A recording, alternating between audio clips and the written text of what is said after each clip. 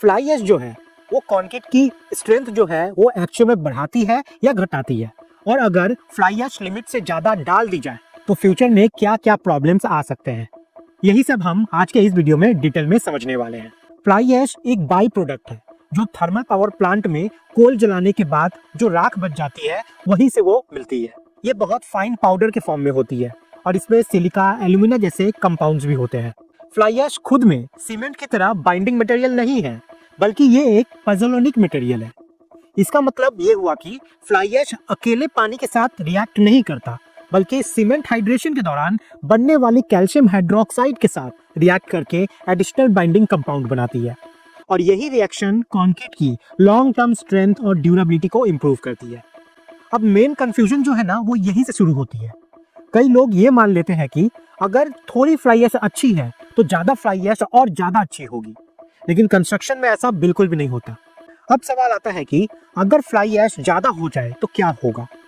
तो दोस्तों, अगर फ्लाई ऐश लिमिट से ज्यादा डाल दी जाए तो कंक्रीट में सीमेंट की इफेक्टिव क्वांटिटी कम हो जाती है। इसका मतलब ये हुआ कि इनिशियल हाइड्रेशन रिएक्शन कमजोर हो जाता है।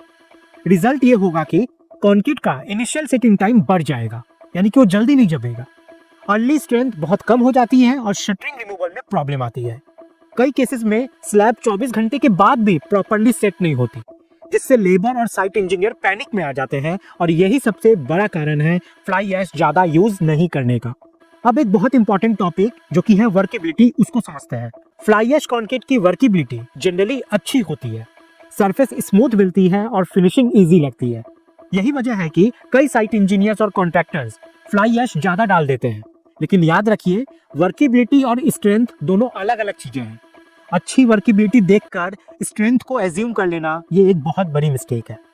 अब यहाँ इंटरव्यू में एक और सवाल आपसे पूछा जा सकता है कि क्या फ्लाई ऐश से कंक्रीट ज्यादा स्ट्रांग होती है।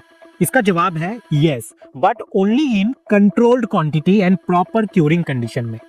फ्लाई ऐश जो है वो मेडिसिन की तरह है, सही डोज में फायदा देता है, ज्यादा डोज होने पे नुकसान देता है।